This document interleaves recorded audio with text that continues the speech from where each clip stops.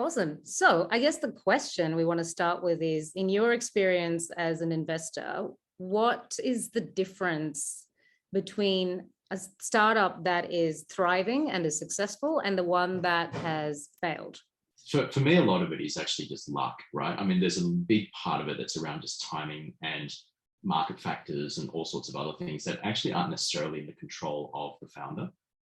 I think there's always this expectation that the traction that you get is always going to be up and to the right, or the traditional hockey stick, right? It's got to get worse before it gets better, but it just, and it's just all linear, or it's this big sort of J curve, right?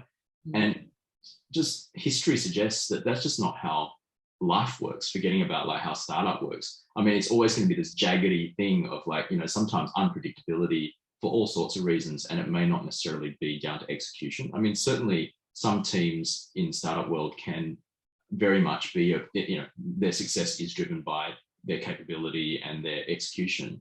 But in many, many instances, it's sometimes been too early. Sometimes this idea is exactly right. It's exactly the sort of problem that people want to have solved, but for whatever reason, it's just a bit too early. And the level of expectation from investors particularly, and obviously we've had, I've personally had exposure to now corporate venture, angel investors, sort of friends, family and fools sort of money. You've got more traditional sort of VC, private equity. These are all groups that have different expectations around growth rates and what they want to see. And of course, when some of these expectations aren't met for whatever reason, it's seen as underperformance. But in fact, it's always, just the pressure on the founder to just do more and do more and do more, grow faster, grow harder, without any sort of guidance or almost like a reality check on what's reasonable. You can do more. You can always try harder. And I think part of the problem is that just breeds mental health problems, because frankly, especially certain types of personalities who just want to take on the challenge and want to go harder, it actually isn't good for them to be continually told, oh, look, it's not enough. It's not enough. Do more. And that just leads to burnout, frankly. And, and I've got a personal experience of that. I think that's it's not healthy. And of course, when you've got going through a whole bunch of change as well as volatility in external markets where you don't feel like you have a lot of control, predicting stuff and trying to meet expectations are not the easiest thing in the world to do. So I think investors have a certain responsibility to be a bit more realistic around what does performance really look like, what does good performance really look like, and what's realistic within a certain time frame. And if it doesn't meet that time frame, then they should really not invest. If that's if they're not going to be realistic about their expectations, they probably shouldn't be investing. Marcus, I'm curious so you were saying luck is a big factor. Let's say that luck was with us. What then do you think sets apart a team that's or a success versus a failure if luck's on their side? I think a lot of it's also just about being really crystal clear about what you're trying to do. I think it's very easy to sort of focus on the short term and not necessarily be planning for the long term. But by the same token, you don't have much of a long term if you don't actually execute on the short term. So, I think these sorts of balancing acts, trying to manage your money to ensure that, that you have a decent runway. And runway is probably the key theme for it, right? Most of the time, having runway, and that's runway in terms of time, runway in terms of cash, runway in terms of people's goodwill, frankly. There's a whole bunch of your team that will sometimes be in it with you because they're really inspired by the purpose and the problem that you're trying to solve. But there's only so much progress that you don't make before they start to be demotivated, if you kind of get what I'm saying. So this whole idea of, motivation being progress towards meaningful goals and these sorts of concepts, it's 100% true, because if you keep banging your head against the wall, no matter how much you think that this is an amazing problem to solve, if you never get anywhere and make no progress, then of course you're going to start to run out of goodwill, right, from the people around you, probably from yourself as well. You're going to start to doubt whether the opportunity cost of what you're pursuing, and the whole ramen-eating founder thing, which is again another expectation that I think is a bit unrealistic by a lot of investors, is that, oh, look, we're just going to pay the startup founder nothing, and like hopefully they'll be able to pay the rent and hopefully they'll be able to get by. But we don't want our money to be going towards feeding the founder. I mean, that's kind of it's a weird sort of mentality. But now all you're doing is you're putting personal pressure, family pressure on a founder who is already under pressure. And I'm just not sure you're going to yield the best results. But it's just another mental health problem waiting to happen. Oh, I was going to ask, so what have you seen? How can founders prepare themselves for what feels like is going to be an onslaught? And as you said, typical investors are still not typically from the startup world. Like how does a founder prepare themselves for this if they really want to succeed in their startup? Look, I think getting your expectations right and selling the right expectation is probably a big part of it. I think, look, I think as founders, we're all generally pretty optimistic people. And whether we end up in sales and to be fair, I think every founder, every CEO, every sort of leader has to be pretty good at influencing and selling. I think these are key characteristics. You do it so much because you're constantly telling people about what you are, who you are, what you do.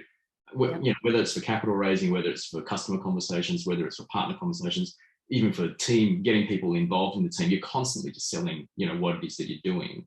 These are things where if you oversell it, you're only just kicking the can down the road on some pain later on, right? Because you're going to likely disappoint people when you don't quite meet those expectations. By the same token, you've got to find the balance where if you don't sell it well enough, people aren't going to join you, that people aren't going to fund you, right? So finding that expectation is super important, and just finding that right level, I think it's really important. I think reputationally, people will also get to know whether you're a bit of a too salesy and not actually delivering. You're more style than substance. I think that's always a bit of an issue as well. But that's one thing. The other thing is, I think, absolutely surrounding yourself with people who either have been on the journey, mentoring, peers who are facing similar issues. Having that peer support or mentoring type of relationships, coaching as an example, these are all things that help just manage the ability for you to be able to not feel like it's lonely, which it is. It can be very lonely. It's very hard to talk about your startup with others when it potentially could jeopardize funding rounds in the future. It could jeopardize team members and their confidence in the business, all and in you. I think that these are all things where if you can find sounding boards to be able to create that mental release is one thing. There are tips and tricks and all these other things that, come with, hey, what should I do with, this investor, or can you introduce me to that? I think those are kind of table stakes when it comes to these types of networks and relationships. The actual thing is more just around peer support who are invested in you succeeding without having a conflict or, without some other agenda. And a lot of investors will say, oh, we're here, you can always talk to us. But there's always another agenda, and it's actually really tough to actually break, there's always a conflict somewhere. So I think building up those sorts of networks is super important. Yeah. So having people that you can trust who's in the same boat as you to be able to share your problems and share the difficulties and the journey that you're going through. So well, I think you start to realize very quickly, and I've been very fortunate to be involved in these types of organizations that have, the ability to bring together these types of networks or peers. You start to realize is actually, you're not Robinson Crusoe, right? You're not the first person that's ever experienced what you're experiencing.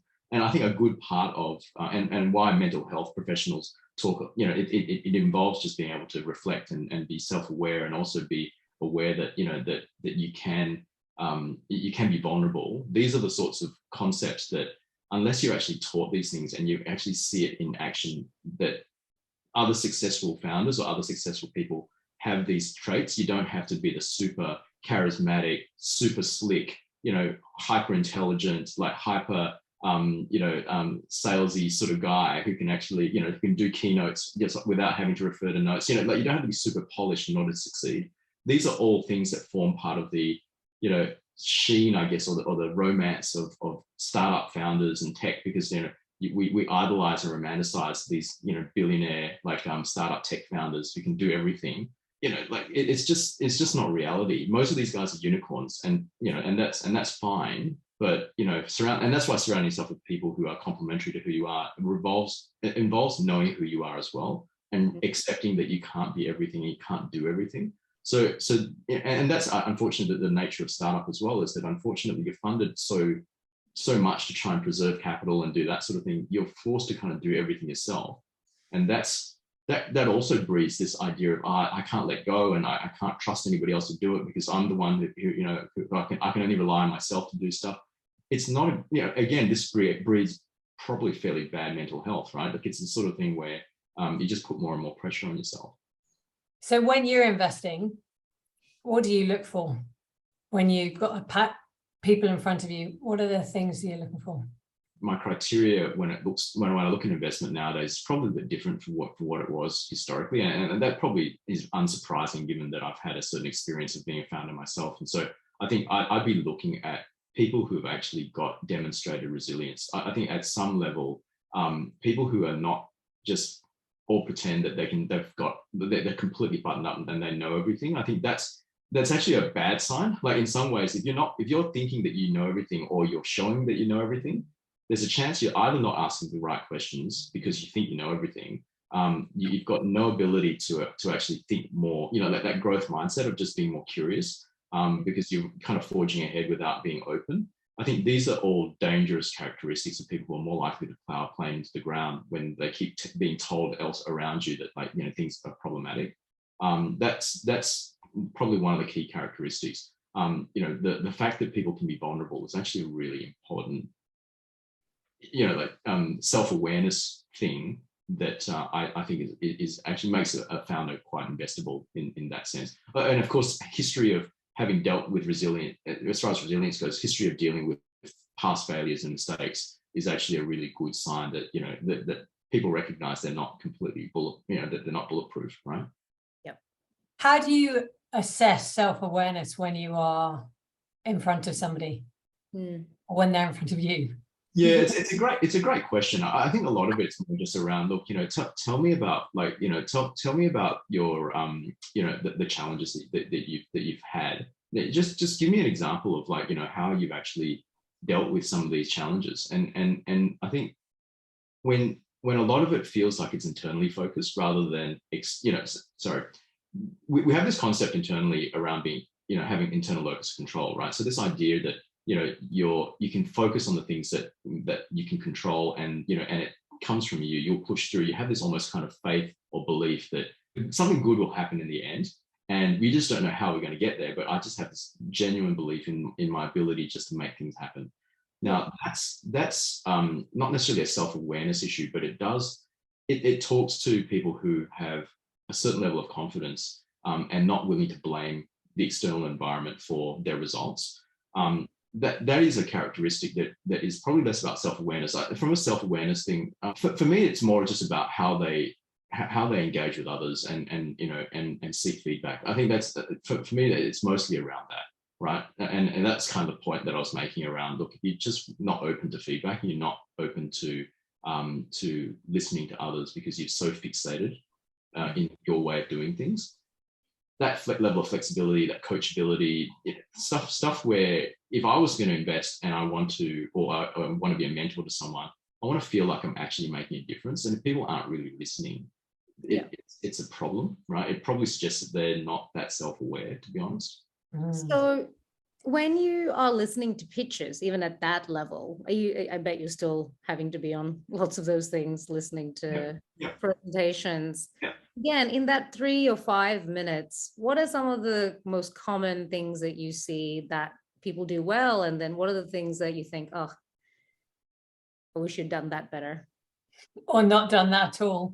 Yeah, good question. I think there are plenty of accelerator programs now, and these sorts of startup incubators and things that you can probably watch on YouTube or go to Khan Academy or whatever, that teach you how to pitch. And so presentation decks are kind of the same now, right? They have the usual form. It's formulaic, and so it's pretty easy to pitch. And that's why I worry sometimes around the style over substance issues, that people are more style than substance sometimes.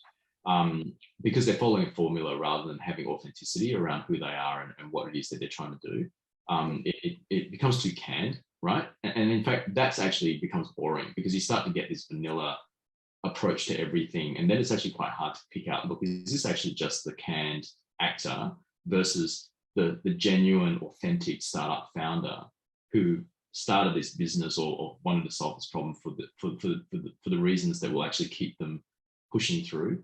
Because half the problem is that, as I said, I think startups and this whole ecosystem of, and program of accelerators and other things have kind of romanticized this idea of startups being this, you can start with a small thing out of your garage and you can end up being a billionaire tech investor, right? So, and a tech entrepreneur that will, end up investing in all sorts of, wonderful things, Elon Musk style or whatever, right? I think there's a feeling that that type of journey is super easy, and it's just a matter of sort of following a few simple steps. Yeah. I just don't think it's that simple, like, to be honest. Like, like it's I'll just drop out of university and that's going to be my first stepping stone to success, right? Like, because that's what everybody else did, and that's what Mark Zuckerberg did, that's what Bill Gates did. So I think that these are problems that have been introduced by this startup factory and startup machine that's been created, that's romanticized it. To that extent, what ends up happening is that because people, it's a bit like being a TikTok influencer, right? These sorts of ideas where you can be a social media influencer, it's become a career.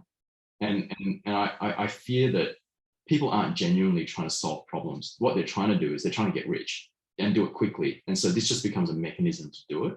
And so the founders who are in that space, I think by and large, are the ones who tend to fail. I think the ones, and I'll tell you why, it's because it's so hard. It is just so hard. There's just so many problems that you encounter. There's so many challenges that if you don't have a genuine interest in solving the problem that's in front of you, and it's all just about making quick money, then you'll quit, right? Like, I mean, it's just too easy to quit, frankly, right? It's how long you can hold for hold the pain for, knowing that the higher purpose here is to solve something that you genuinely care about, right? It's you burn the boats in some ways. You've kind of gone, look, this is my life purpose. This isn't something that's just because I'm trying to get rich using startups as a vehicle. Do you know what I mean? It's just a different approach. And I think that, so I think when you're talking about differentiating people who are more likely to succeed than not, a lot of it is just to see how genuine are they about trying to solve this problem. Or are they really just hoping and spraying and praying on any number of things, anything will do, that looks like it's a big market. I'll just go for the stuff that's the biggest TAM or the most likely to get a massive multiple on revenue or earnings, because that's what's currently the SaaS is the most important thing right now, because that's what people are looking for. It's like, no, focus on the problem and your purpose. That's the most important thing that you should be worried about. And the fact that it might make money at some point for some investors should be secondary, right? Raising capital is not success. These are all sort of weird things that have been built into startup founders' minds. And I think the more quickly you get disavowed of that sort of stuff, the more likely you are to actually just quit your startup and stop pretending that you're doing something that's valuable, right, to anybody else. And or you genuinely are focused on getting the meeting your purpose, right, and solving that problem. So hopefully that helps. Yeah, brilliant. I'd love to ask, what are the things that you've seen in these presentations that makes you cringe in your boots? Oh, look, it's just unnecessary stuff. I mean, honestly, I think most people completely ignore the hockey stick graph. Most people completely ignore the fact that you've got no competitors. Most people completely ignore the fact that that your exit is going to be a trade sale or an IPO. I mean, like, that's it's pointless. Do you know what I mean? Like, a lot of this sort of stuff is like, it's just kind of, nobody really believes it. Everybody puts them in there, but like, nobody really believes it. My TAM is like $100 billion, $1 trillion, and like, I'm going to capture 1% of a huge market, and this is going to be $1 billion business. Stuff like that, right? Nobody really believes it. I think a lot of it's going to be, look, we should be investing in people who can solve problems, and we believe that they're going to stick by it. And that's about it, because everything else, it's a crapshoot, especially as an early stage. You just don't know. If it wasn't an experiment and we just knew the outcome, then it's not an experiment anymore, right? And most of startup is an experiment. Like, it's just a hypothesis waiting to be proven right or wrong. And it's all about validation and and this is where it goes back to runway as probably the singular most important thing, is that if you don't have runway, you're going to have very few bets to actually prove it out, or to show out what you're to validate the hypothesis. And if once you start running out of bets, that's it, right? You're done. And a lot of it's going to be belief in the people who are running those experiments. Amazing. Wow. That was super, super insightful. I'm sad that we're out of time. No, there's a couple of key things that you said, and I love hearing you say, investors really want to make a difference, so let us help. Listen to our advice. Like, I think a lot of what I've been hearing is they don't do that. And I also love the way you just, off the cuff said, what is startups? Startups are just a bunch of experiments. So, you've got to get out there and prove whether they're right or wrong. Just as simple as that. That's beautiful. Thank you. Yeah. Oh, thank you so much, Marcus. That was really, really great. No worries. Nice seeing you again. It's And, really nice to meet you. Yeah, likewise. And if there's anything else I can do to help, feel free to ping me again. Absolutely. We might take you up on that if you're okay. Oh, No, for Let us sure. know if there's anything we can do to help you. Yeah, absolutely. No problem at all. I'll bear that in mind. All right, take care, Marcus. See you later. Bye. Bye. Bye.